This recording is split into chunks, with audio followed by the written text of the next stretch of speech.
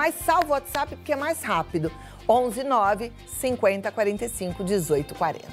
Então vamos lá. Uma das doenças que mais causam mortes no mundo é o AVC. Pouca gente sabe disso, né? Mas é. Por isso que a gente precisa aprender sobre o AVC para tentar fazer toda a prevenção possível. Embora seja muito conhecido, o acidente vascular cerebral nem sempre é identificado com agilidade, o que pode agravar o quadro de quem sofre com o problema. Então, para a gente saber mais sobre o AVC, as causas, os sinais de alerta, eu converso com a doutora Ana Paula Pena Dias, que é membro titular da Academia Brasileira de Neurologia, minha amiga, médica da minha mãe. Eu não sei de todos esses títulos qual é o mais importante. Ai, nenhum. O mais importante é ser sua amiga, com certeza. Você tá aqui pra gente conversar.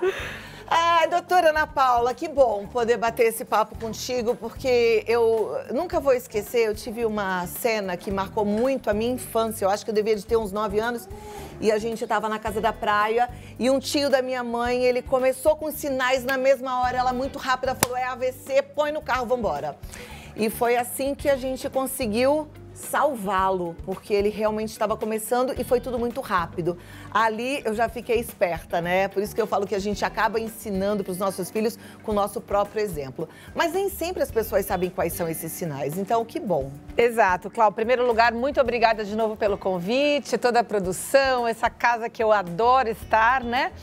Não canso de vir aqui, viu? Pode me chamar sempre. Parabéns pelo seu dia, dia da neurologista, gente. Verdade. Olha que maravilha. Hoje é nosso dia. Essa semana a gente celebrou com a doutora Ana Paula o Dia das Crianças com as gêmeas dela. Quem assistiu o programa do dia 12 de outubro viu. Gabi Mafé, a coisa mais fofa desse planeta. E agora aqui no Dia da Neurologista com a doutora Ana Paula. Queria mandar um beijo para todos os meus colegas neurologistas, doutor Leandro Teles, que também está sempre aqui na TV.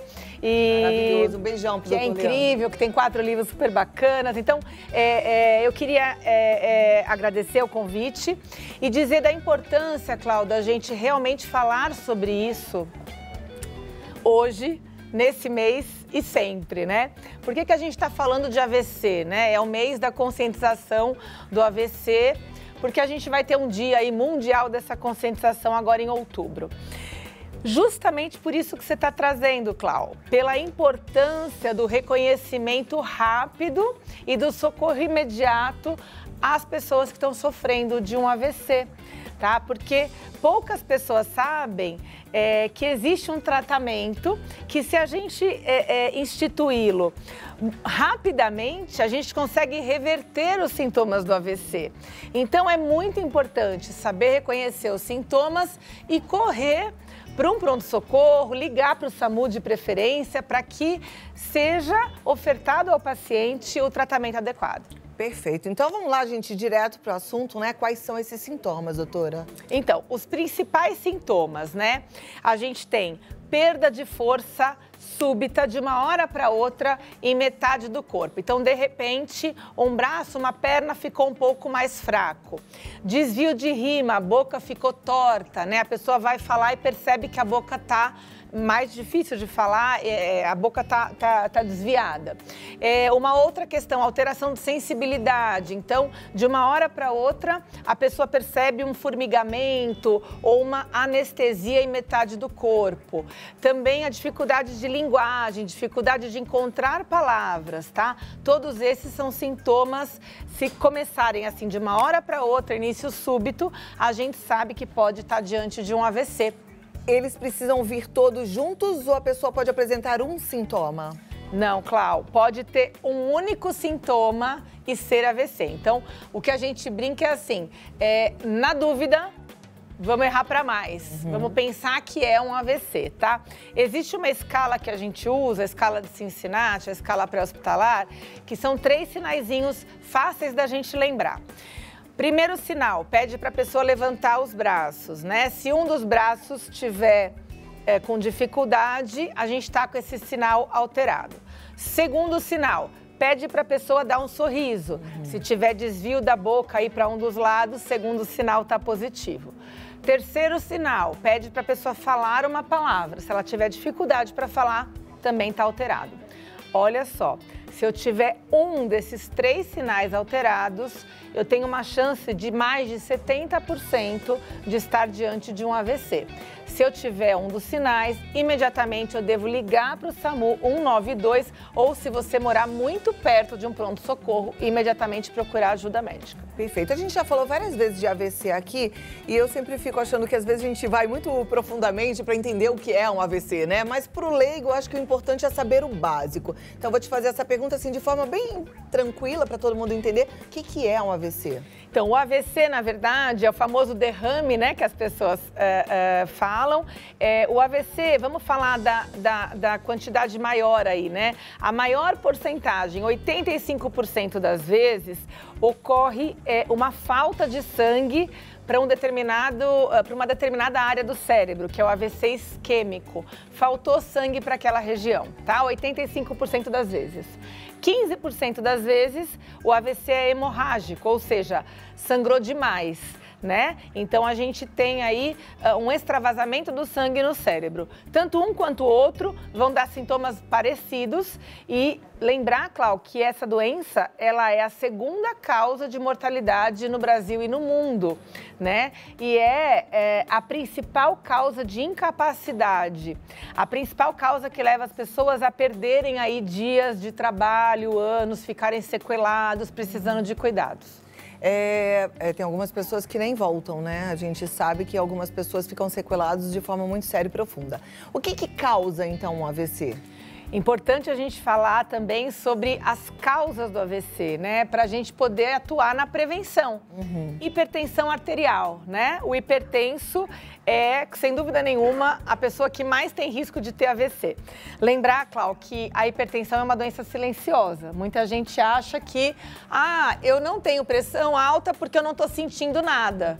Isso é uma balela, tá, pessoal? A hipertensão é uma doença silenciosa e você, para saber se é hipertenso, para saber como tá a tua pressão, você tem que aferir a tua pressão, tem que fazer acompanhamento médico para saber como é que tá essa pressão.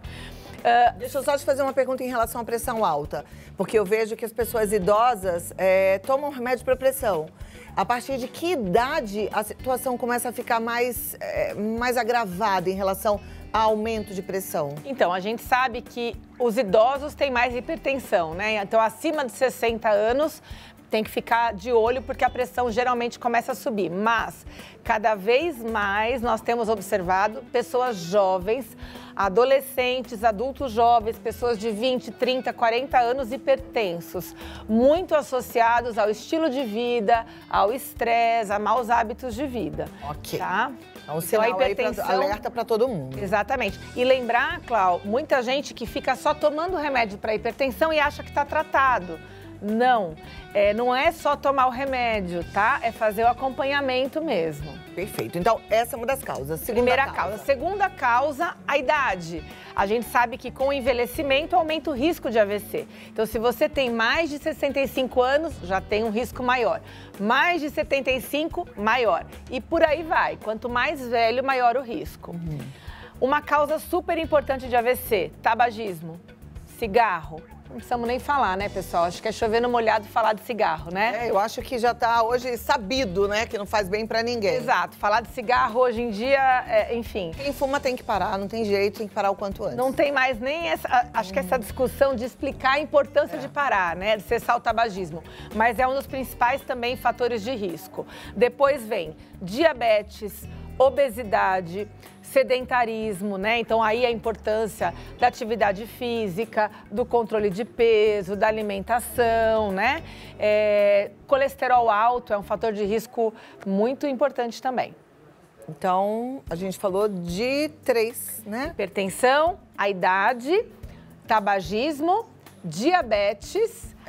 Que tinha englobado em hábitos ruins, mas aí vamos separar. Diabetes. Tabagismo, diabetes. Obesidade. Sedentarismo. Tá? São e colesterol, desculpa, dislipidemia. Então, a gente tem esses 7 principais fatores de risco, tá?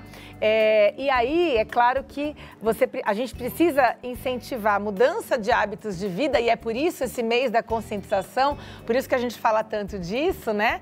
Da importância de se falar do AVC nos meios de comunicação, comunicação, na TV, na internet, para que as pessoas decidam de uma vez por todas mudar os seus hábitos para a prevenção do AVC. Tem algum exame que possa identificar que a gente está caminhando para um AVC ou não? A gente tem exames que que a gente pode identificar esses fatores de risco que eu falei, tá? Então, a hipertensão, o diabetes e tal. E existe sim a ultrassom Doppler das artérias carótidas. Ele vai mostrar se eu tenho um entupimento, por exemplo, eu tenho uma chance maior de ter, né? E, eu esqueci também de um fator importante, Clau, que é a doença cardíaca, tá? Então, se você já teve infarto, se você tem uma arritmia cardíaca, se você tem uma doença cardíaca, uma cirurgia cardíaca prévia, uma prótese no coração, você tem um risco maior de ter AVC, porque formam ali uns coágulos, uns trombos, que pode ir para o cérebro e dar o AVC. Tem algum fator hereditário? Pai teve AVC, filho pode ter AVC? Existe isso ou não? Olha, existe o AVC em pessoas jovens. É interessante a gente falar disso, né? Mas pessoas mais jovens, abaixo de 40 anos, também podem ter AVC, tá? E aí, a causa do AVC dessa pessoa mais jovem é diferente do mais idoso. Em geral, o mais jovem tem AVC por doenças... E aí sim entra a hereditariedade, trombofilias, então doenças no sangue que causam um risco maior aí que levam a ter um risco maior de AVC. Olha lá, as pessoas chegam no consultório com dúvidas sempre, né, em relação ao AVC. Tem algumas pessoas que são muito medrosas em relação a doenças, mas pelo que eu tô entendendo, se a gente tiver o controle de todos esses 7 fatores, ou 8 fatores, porque a gente colocou aí também um infarto prévio, tá tudo certo, a gente pode caminhar com tranquilidade. Sim, a gente tem então, desses fatores todos que eu falei, então a gente tem os fatores modificáveis, né, que... Tudo que eu falei, hipertensão eu posso modificar, diabetes, tudo aquilo que eu consigo mudar. Uhum. E a gente tem, por exemplo, a idade. A idade é um fator não modificável, eu não consigo atuar. Se eu conseguir controlar bem esses fatores modificáveis, sem dúvida que diminui muito o meu risco de ter um AVC. Perfeito. Olha só, a gente já aprendeu os sinais, a gente aprendeu que assim que perceber os sinais, tem que buscar a emergência. A gente já falou várias vezes aqui da melhor forma de emergência hoje é ligar mesmo no SAMU, porque é mais rápido, tá? É a forma mais rápida, a não ser que você more do lado do hospital e seja muito fácil chegar até lá, mas a gente tem que ser rápido. Agora, se não for rápido, a gente sabe que você mesma disse que a gente pode ter sequelas aí. Essas sequelas, na maioria das vezes, são reversíveis ou irreversíveis? Na maioria das vezes, irreversíveis, né? A gente sabe que uma porcentagem das pessoas com AVC, uma grande porcentagem, morrem até 1 mês de AVC. A mortalidade, Clau, é altíssima. Como eu disse, é a segunda causa de morte. E muitas vezes a mortalidade vem associada a complicações dessas sequelas, tá? Por isso a importância da gente atuar rapidamente para ficar com a menor quantidade de sequela possível. É claro que a reabilitação é possível, a gente incentiva a reabilitação com fisioterapia, com fono, com terapia ocupacional. Tem muita coisa para a gente fazer, mas a gente sabe que assim, a pessoa que teve um AVC, recuperar 100%, ficar sem nenhuma sequela, é difícil, tá? Por isso que a gente trabalha muito na prevenção e no socorro imediato. Maravilha. Tem gente que tem medo de ter um AVC porque tem muita dor de cabeça, tem muita enxaqueca. Tem alguma relação? Em geral, não tem nada a ver, tá? Existe só um tipo de AVC relacionado à dor de cabeça, que é por dissecção arterial, que é um machucado da artéria, mas aí a pessoa teve aquela dor de cabeça e logo depois teve o AVC isquêmico. Ou AVC hemorrágico, que é uma dor muito súbita, uma dor de cabeça de forte intensidade, que é de uma hora para outra, por conta do sangramento cerebral, tá? Mas, em geral, aquela dor recorrente, a enxaqueca, a cefaleia tensional, não tem nada a ver com AVC. Perfeito. Doutora, algumas especialidades médicas a gente já está habituado a visitar com frequência, né? Então, as mulheres vão ao ginecologista com uma certa frequência. Os homens, eu acho que fogem do médico, só vão mesmo na hora que a coisa aperta. Mas uma visita a um neurologista deveria ser feita de quanto em quanto tempo? Olha, Cláudia, eu não entendo a visita ao neurologista como uma coisa de rotina se você não tiver uma demanda, se você não tiver uma queixa, tá? Até porque a gente tem que pensar que no Brasil somos poucos especialistas, né? Aqui a gente está numa capital, um lugar grande, mas tem muitos lugares que não tem neurologistas. Então, não é uma especialidade que precise ser visitada, a menos que você tenha uma queixa, tá? Então, vamos lá. Quais queixas você precisaria, já que é o dia do neurologista, né, te levar aí a procurar um neurologista? Então, dores de cabeça com frequência, como eu já falei aqui no teu programa algumas vezes, porque tem tratamento. Se você tiver desmaios, se você tiver esquecimentos, se você tiver com distúrbios do sono, tá? Se você já teve um AVC, é importante você passar com o neurologista. Acho que são esses casos. Perfeito. E aí, na hora de procurar uma neurologista, eu vou indicar minha amiga aqui, que é maravilhosa. Ai, linda. Deixa eu passar para você o contato da doutora Ana Paula Pena Dias. Ela está no site www.neuroanapaulapena.com.br. Entra lá, que você vai gostar. neuroanapaulapena.com.br e o Instagram dela, siga, é o DRA Ana Paula Pena. Inclusive, gente, ela tem muito conteúdo bom, ela fez uma masterclass agora há pouco sobre burnout e tem mais assuntos interessantes ligados a essa área. Então, acompanhe, porque eu tenho certeza que você vai aprender muito com ela, tá bom? Muito obrigada. Obrigada, um meu beijo tesouro. pra família Você toda. tá linda. Obrigada. Olha, gente, essa Cláudia, olha, com essas pernas, essa roupa, essa cor, eu não aguento ela, não. É bom ter amiga, né? Gente, bom, eu não aguento. É um desaforo, né, Paulinho? Olha, eu daqui a pouquinho tô lá no Rio de Janeiro. Quer que eu mande um beijo pra sua paciente? Agarra a dona Deilda por mim, manda um beijo e um cheiro pra ela. Tá bom. Fica com Beijo. Deus. Vamos lá, gente. Vem comigo aqui, porque a gente vai continuar nesse pique, aprendendo bastante, pensando sempre que a vida pode ser cada vez melhor.